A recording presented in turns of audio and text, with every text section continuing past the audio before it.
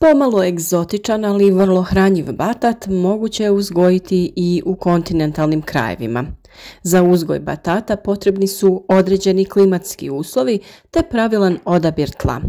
Gdje, kada i kako možete saditi batat, doznajte u ovom videu.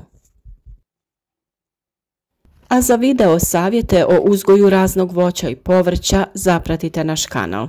Svaki dan za vas pripremamo novi video, pa svakako kliknite i na znak zvonca kako bi dobivali obavijesti o svakom novom savjetu. Batat je tropska biljka, potječe iz Latinske Amerike, od kuda se proširio po tropskim područjima diljem svijeta. U tim tropskim uslovima batat je višegodišnja biljka, međutim, u poljoprivredi se on uzgaja kao jednogodišnja kultura. Osim u tropskim područjima, uzgoj batata je moguć i u umjerenim klimatskim uslovima. U tom se slučaju batat razmnožava korijenovim izdancima jer sjeme ne uspijeva dozrijeti. Batat ili slatki krompir je biljka porodice slakova što se najbolje očituje tokom cvjetanja. Cvjetovi batata su promjera od 3 do 4 cm, dok boje variraju od svjetlo-ljubičaste, nježno-ružičaste do crvene. Plod je oblika tobolca te sadrži do 4 sjemenke. Stabljika je vriježa dužine od 60 cm pa sve do 5 metara. Listovi su srcoliki i glatki, a korijen može doseći do 2 metra u dubinu, ali se većina upijajućeg korijena smješta do 30 cm ispod površine tla. Dio batata koji koristimo u prehrani je zapravo njegov zadebljali korijen. Jedna biljka može razviti od 4 do čak 18 takvih zadebljalih korijena pojedinačne mase od 100 do 500 grama, iznimno i preko 1 kg. Zbog oblika ih ponekad nazivamo gomoljima, iako po svojoj anatomiji to oni u stvari nisu. Budući da je batat tropska biljka, odgovara mu toplina i vlaga, a ne podnosi mraz. Stoga je uzgoj batata moguć i u umjerenoj klimi, ali samo u područjima koja zadovoljavaju sljedeće preduslove. Naime, potrebno mu je najmanje 4 mjeseca razdoblja bez mraza. Tokom tog razdoblja dnevne temperature trebaju biti od 21 do 25 stepeni, dok se noćne ne bi smjele spuštati ispod 12 stepeni. Temperature ispod 15, ali i one veće od 30 stepeni ometaju razvoj biljke i smanjuju prinose. Pad temperature ispod 10 stepeni, s druge strane, već može dovesti do unutrašnjih oštećenja biljke te čak i do njezinog propadanja. Batat će najbolje uspijevati na lakšim, dobro dreniranim terenima, iako voli vlagu, zadržavanje vode bi moglo naštetiti korijenu. Idealna pH vrijednost tla za uzgoj batata je između 5,5 i 6,5, što znači da tlo treba biti blago kiselo. Za pravilan razvoj batata potrebno je približno 25 mm vode sedmično. U sušnim je razdobljima stoga navodnjavanje nužno za ostvarivanje planiranog prinosa. U tropima se batat može uzgajati iz sjemena, dok u našim kontinentalnim krajevima batat cvjeta tek u jesen, te plodovi sa sjemenkama ne uspijevaju dozrijeti. Stoga se batat kod nas uzgaja iz presadnica dobivenih iz izdanaka korijena. Presadnice batata se dobivaju tako da se sitniji i zdravi korijeni posade u toplo i vlažno tlo u zaštićenom prostoru i kontroliranim uslovima. Na 1 kvadratnom metru može se rasporediti do 100 korijena, tako da se međusobno ne dotiču. Pokrivaju se sa otprilike 4 cm zemlje ili treseta, ovisno o početnoj kiselosti tla. Temperatura tla treba biti od 25 do 30 stepeni. Nakon što istjeraju izbojci, potrebno je paziti da temperatura ne prelazi 30 stepeni. U tim uslovima izbojci postižu optimalnu debljinu. Prvi izbojci spremni su za presađivanje za 4 do 6 sedmica. Do tada postižu dužinu od 15 do 25 cm. Nakon otkidanja na biljci tjeraju sljedeći izbojci. Svaki posađeni korijen može dati više presadnica, ponekad čak i do 9. Tako se i sadnja odvija u više navrata, odnosno kako se razvijaju nove generacije izbojaka. Kao što vidite kod nas, on se lako može razmnožiti i u kući. Neoštećeni i zdravi korijeni batata postavljaju se vodoravno u plitku gajbu ili neku drugu prikladnu posudu. Na dno se stavlja zemlja ili supstrat namjenski za uzgoj povrća, a korijenovi batata trebaju biti ukopani do otprilike pola. Zemlja ili supstrat se mora redovno zalijevati. Kod prvog zalijevanja koristili smo blago topao čaj od kamilice koji blagotvorno djeluje na sve usjeve. Nakon 2 do 4 sedmice počinju izbijati izbojci, mada je to kod nas bilo dosta ranije. Kada narastu do otprilike 10 cm, iščupaju se iz korijena te se stavljaju u tegle sa vodom kako bi se korijenje dodatno razvilo. Naši izboji su već razvili male korijene na krajevima, tako da su mogli odmah da se stave u zemlju.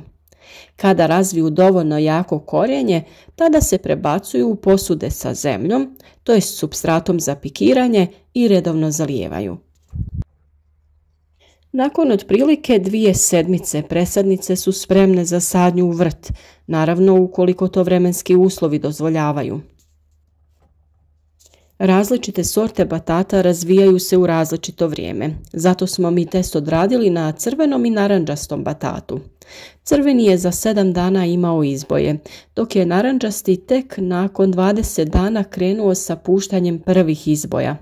On je inače malo teži za uzgoj, tako da sa njim treba imati strpljenja.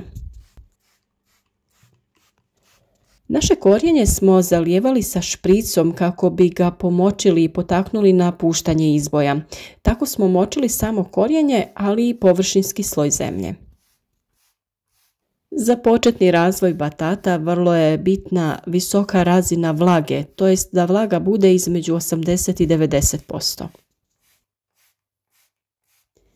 Druga opcija je uzgoj presadnica batata u vodi. Zdravo korijenje batata pažljivo se opere te se postavi u posudu sa vodom, tako da bude uronjeno do pola. Možete staviti nekoliko komada u jednu zdjelu ili po jedan batat u čašu ili staklenku. Kako se korijenje ne bi pomicalo u vodi, pomognite ga čačkalicama. I u ovom slučaju treba će vam toplina, pa posudu sa batatima postavite na osunčanu prozorsku dasku ili blizu izvora topline. Ono što je važno da znate kod uzgoja presadnica batata u vodi jeste da je potrebno vodu održavati svježom, odnosno prema potrebi je mijenjati i ne smijete koristiti hladnu vodu. Batat se na otvoreno sadi kada više ne postoji opasnost od mraza. Temperatura tla za sadnju treba biti viša od 18 stepeni. Što je temperatura viša, presadnice će se brže ukorijeniti. Ovakve temperature u kontinentalnim uslovima postižu se najčešće sredinom maja, a uz more oko sredine aprila.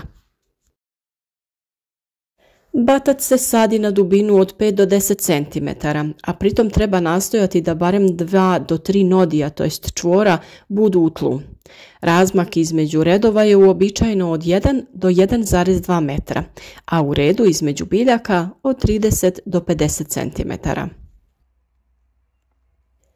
Neki uzgajivači preporučuju da se gredice uzdignu i prekriju crnom folijom. Ispod folije se brže postižu uslovi povoljni za rast batata, što na posljedku dovodi do boljeg prinosa. U sušnim se područjima istovremeno postavlja i sustav za navodnjavanje, tako da se može redovno zalijevati. Ako nije postavljena folija, plitka se obrada između redova primjenjuje odmah na početku uzgoja. Naime, tokom vegetacije nadzemni dijelovi biljke brzo će pokriti redove i tako onemogućiti prolaz. Korovi koji se javljaju između folija uklanjaju se ručno prije početka vegetacije. Zbog osjetljivosti korijena, upotreba pesticida nije preporučljiva. Što se tiče gnojidbe, batat će trebati manje gnojiva od drugih povrtnih kultura. Sastav i količina gnojiva se može sa sigurnošću utvrditi tek nakon analize zemljišta. Općenito se može reći da batat treba manje dušika, a više kalija, a takvu formulaciju nalazimo u gnojivu NPK omjera 7:14:21.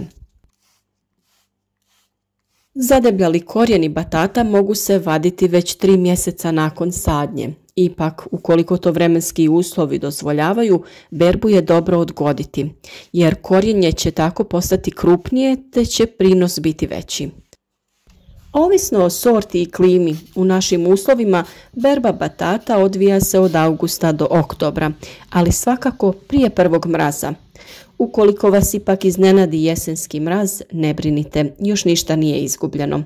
Korijenje će donekle biti zaštićeno pod zemljom, pa ih samo treba čim prije povaditi.